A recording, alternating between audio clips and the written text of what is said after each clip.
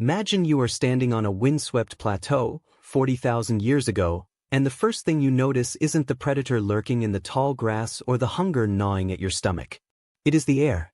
A low, rhythmic thrumming begins in your chest, a vibration you can't control, as the heat leaves your body in invisible clouds of steam. You feel a strange, prickling sensation crawling across your arms and neck. Your skin is trying to stand on end, attempting to trap a layer of warmth that simply isn't there anymore. This is the sensation of being a biological failure. You are a primate, a member of the great ape family, and yet you are the only one shivering in the open air while your cousins huddle comfortably in their natural, thick coats of fur. It is a staggering paradox. We are the most dominant species on Earth, yet we are fundamentally broken by design, born into a world we are physically unprepared to inhabit without an artificial layer of protection. We spend our lives wrapped in the skins of other animals or the fibers of plants, hiding a nakedness that should have been an evolutionary death sentence. But here is the pivot that changes everything. We didn't start wearing clothes because we were cold, and we didn't start wearing them because we were ashamed. We started wearing them because we had successfully hacked the very process of evolution itself. The story of clothing is not a story of fashion. It is the story of how a vulnerable, naked ape became a planetary god by inventing a second skin. This second skin, this protective barrier we've built between our vulnerable selves and the harsh reality of the world, is often misunderstood as a simple response to the weather.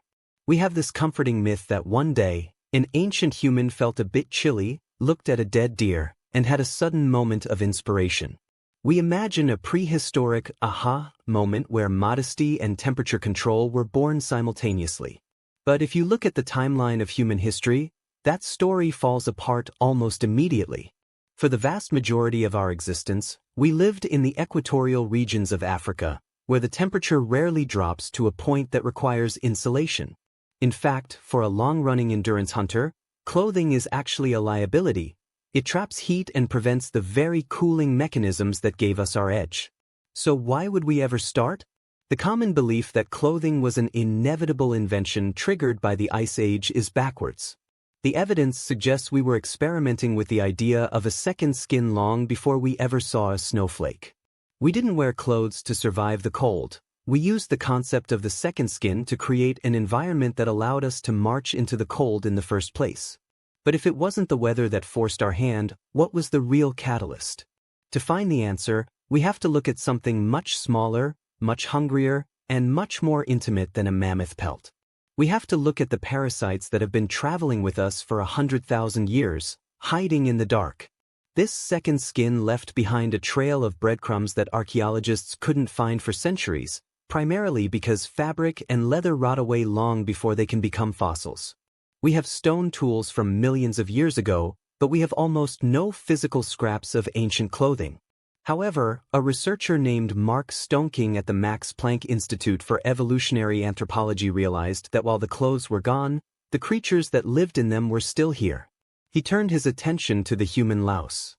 There are two distinct types, the head louse, which lives in hair, and the body louse, which lives exclusively in clothing. By using a molecular clock to analyze the genetic divergence between these two species, Stoneking and his team, including researcher David Reed, discovered something that rewrote our history. The body louse didn't exist until about 170,000 years ago. This is a wow fact because it gives us a definitive biological date for the origin of clothing.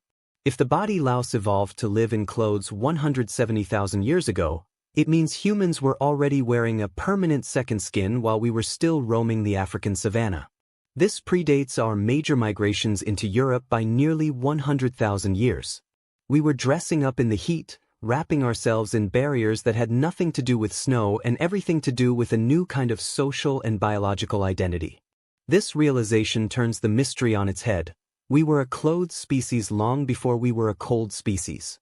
And that choice to wrap ourselves up was about to change the trajectory of our DNA forever. The transition to this second skin was only possible because of a much older, much more radical change. We had to lose our first skin. Most people assume we lost our fur because we started wearing clothes, but the biology proves the opposite. According to the research of Nina Jablonski, a leading expert on the evolution of human skin, We lost our thick body hair roughly 2 million years ago. We traded our fur for a sophisticated network of millions of eccrine sweat glands, turning our entire bodies into a massive liquid-cooled radiator. This was our superpower. It allowed us to hunt in the midday sun when every other predator had to hide in the shade.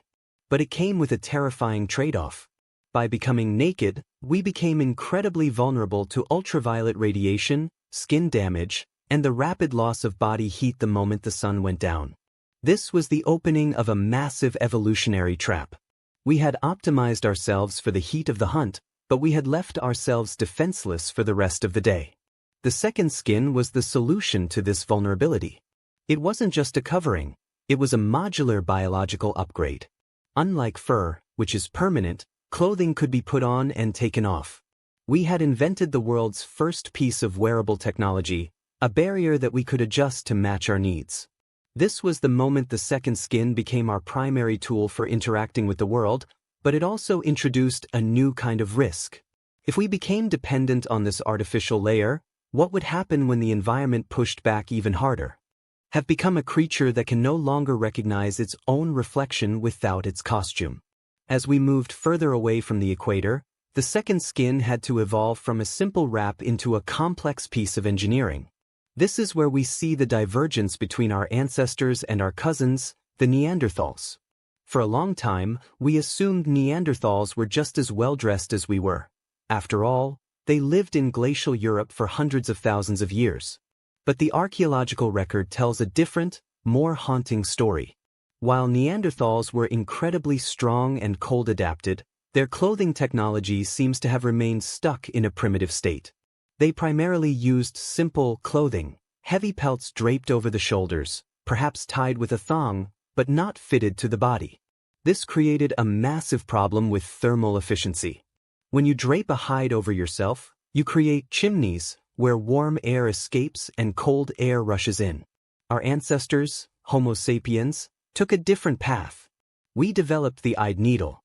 In sites like the Denisova cave in Siberia, researchers have found bone needles dating back 50,000 years, polished and sharp enough to sew fine, form-fitting garments. This was the birth of the fitted second skin. By tailoring clothes to the contours of the limbs, we created a microclimate of trapped air against the skin, a layer of insulation that was far more effective than anything a Neanderthal could drape over their back. This technological gap wasn't just about comfort, it was about the math of survival. A human in fitted clothing could survive on significantly fewer calories because they weren't burning energy just to keep their core temperature up. We were outcompeting the locals not because we were stronger, but because our second skin was smarter. But the second skin wasn't just about thermodynamics, it was becoming a complex language. As our tribes grew larger, we needed a way to tell, at a glance, who was a friend, who was a stranger, and who held power. You can see this in the incredible Sungir burials in Russia, dating back about 30,000 years. Archaeologists found individuals buried in clothing adorned with thousands of mammoth ivory beads. It's estimated that each bead took nearly an hour to carve. A single outfit could represent thousands of hours of labor that had nothing to do with keeping warm. This is the moment the second skin became a social billboard. By wearing these beads, these ancient humans were broadcasting their status, their tribal affiliation, and their wealth. They were using their covering to say something about themselves that their naked skin never could. This is a crucial wow fact. We spent more time decorating our clothes than we did making them functional. The second skin had transformed from a biological shield into a psychological one. It allowed us to move in larger groups because it provided a visual shorthand for social hierarchy. We weren't just protecting our bodies from the wind anymore, we were protecting our social standing from the chaos of anonymity. The clothes were no longer just about the person inside them, they were about the person the world saw. And as this language of leather and beads became more complex, it began to distance us from the natural world in a way we are still grappling with today. This second skin eventually allowed us to do the impossible.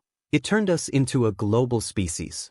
Without clothing, the human range would be restricted to a narrow band around the equator, no different from the chimpanzees or bonobos. But because we could engineer our own environment and carry it on our backs, We could cross the Bering Land Bridge into the Americas.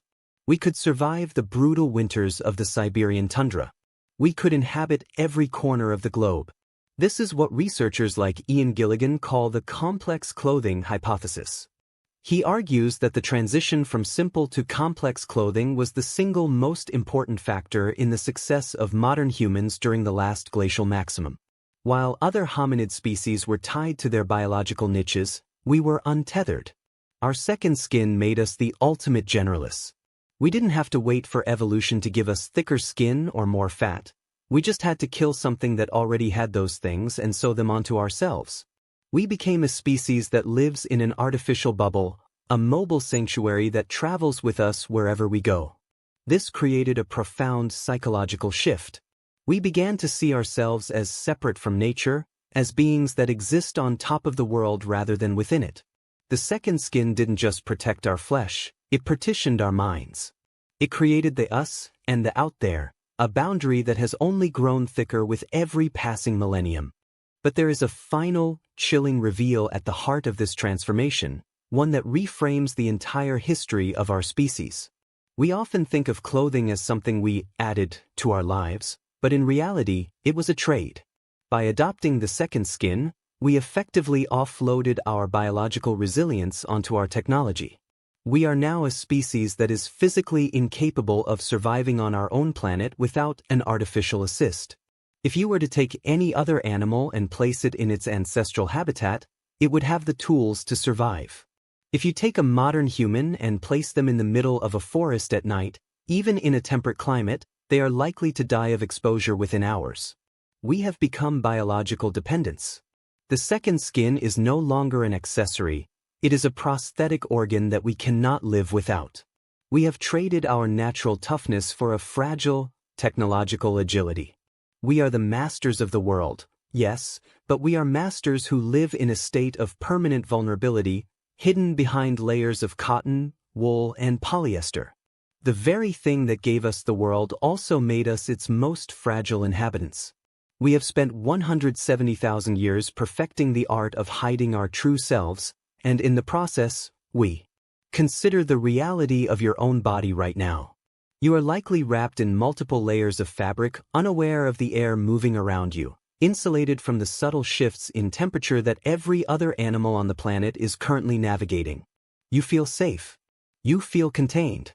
But beneath those layers is a skin that is essentially unchanged from the skin of those ancient hunters who first felt the prickle of the African night. We have built a world of concrete and climate control to protect a body that we've made too soft for the wild. We are the only animals that have to wake up every morning and decide who we are going to pretend to be by choosing which skin to put on. We call it civilization, we call it fashion, we call it culture. But at its core, it is a desperate, ongoing negotiation with a planet that we are no longer equipped to touch directly. We have won the evolutionary race, but we did it by cheating, by wrapping ourselves in a lie that became so convincing we forgot we were wearing it. Think about that sensation again. The prickling on your arms, the sudden chill when the fabric moves against your skin. That is your biology trying to remember how to be an animal. It is the ghost of a 2-million-year-old instinct reaching out for a fur coat that has been gone for 1,000 generations. We like to think we wear clothes because we are sophisticated, but the truth is far more humbling. We wear them because we are the only creatures on Earth that are too weak to survive the world as it actually is. We are the naked kings of a world we have to hide from. Does that make our achievement more impressive, or does it make our future more precarious? We have tied our survival to a needle and a thread, and in a world that is becoming increasingly unpredictable, that is a very thin line to walk. Perhaps the most revolutionary thing you could do today is to simply acknowledge the shivering. To recognize that beneath the status, the style, and the synthetic fibers, you are still that same vulnerable ape, standing on a plateau, wondering why the wind feels so cold. This realization isn't meant to be a comfort, it's meant to be a reckoning. We spend billions of dollars every year on the aesthetics of our second skin, arguing over brands and silhouettes, while ignoring the fact that the entire industry is a monument to our own biological inadequacy. Every time you zip up a jacket or button a shirt, you are performing a ritual of survival that dates back to the dawn of our species. You are admitting, silently, that you are not enough on your own. We have become so good at this performance that we've convinced ourselves that the clothes make the man, when in reality, the clothes are the only thing keeping the man from dissolving into the environment. It is a beautiful, fragile, and ultimately terrifying dependency. We are the architects of our own artificiality, and there is no way back to the garden. So, the next time you feel that familiar prickle on your skin, that sudden, involuntary shiver when the air hits you, don't just reach for a sweater. Stop for a second and listen to what your body is trying to tell you. It's a message from 170,000 years ago, a reminder that your ancestors made a choice to trade their natural armor for a technological dream. It's a reminder that you are a guest in a world that your body no longer understands. We have conquered the earth, but we did it by becoming its most high-maintenance residents. We are the masters of the second skin, forever wrapped in the ingenuity of our past, forever hiding from the reality of our own nakedness. It's a strange way to live, isn't it? To be the most powerful being in history, and yet to be completely undone by a simple drop in temperature. But perhaps that's the real secret of our success. Our vulnerability was the spark that forced us to become brilliant. Because we were cold, we invented fire. Because we were naked, we invented technology. Because we were fragile, we became unstoppable. The second skin didn't just protect us, it defined us. It gave us the freedom to be anything, precisely because we were nothing on our own. It is the ultimate paradox of the human condition. Our greatest strength is the fact that we are born with nothing at all. We are the only creatures that get to choose how we face the world, even if that choice is born out of a desperate, shivering necessity. But as you sit there, safe and warm in your modern layers, remember that the air is still waiting. The wind hasn't forgotten how to bite, and the cold hasn't forgotten how to find the gaps in your armor. We are still that same shivering ape, just with better needles and more expensive thread. The second skin is a miracle, but it's also a cage, one we built ourselves and one we can never truly leave. And as the world continues to change around us, we have to wonder, will our ingenuity always be enough to stay one step ahead of the chill? Or will we eventually find that we've stitched ourselves into a corner we can't escape? The prickling on your neck hasn't gone away. It's still there, waiting for the moment the power fails, the fabric tears, or the fire goes out. It's the voice of the wilderness, reminding you that your second skin is only as strong as the story you tell yourself about it. We are the naked gods of a shivering world, and the only thing standing between us and the dark is a thin layer of history that we've woven together, one stitch at a time. The sensation of the cold isn't an enemy, it's a memory. It's the truth of who we are when the costumes are stripped away. And in the end, that truth is the only thing we truly own, even if we spend our entire lives trying to hide it. Take a moment to think about the incredible journey of that single bone needle, moving through a mammoth hide in a dark cave 50,000 years ago. That one simple motion, the piercing of the skin, the pulling of the thread, is the foundation of everything you see around you. Every skyscraper, every satellite, every digital screen is just a more complex version of that first tailored sleeve. We are a species built on the ability to bridge the gap between our bodies and our environment. But don't let the complexity of the modern world fool you. The stakes are exactly the same now as they were then. We are still just trying to keep the heat from escaping. We are still just trying to stay one step ahead of the shiver. What do you think about this perspective? Does it change the way you look at the clothes in your closet, or the person in the mirror? Are we truly the masters of our environment, or are we just very well-dressed refugees from a world we can no longer inhabit? It's a rabbit hole that goes back 170,000 years, and it's one we're still exploring every time we get dressed in the morning. If you find these kinds of deep dives into our hidden history as fascinating as I do, consider sticking around for more. We're going to keep pulling at these threads to see what else unravels about the strange, beautiful, and sometimes haunting story of being human. Because at the end of the day, when the lights are low and the room grows quiet, that same ancient sensation returns. You feel the air on your skin, and for a split second, the layers disappear. You are back on that plateau 40,000 years ago, and the cold is exactly as sharp as it was then. The thrumming in your chest begins again, the low, rhythmic shiver of a body that knows it doesn't belong.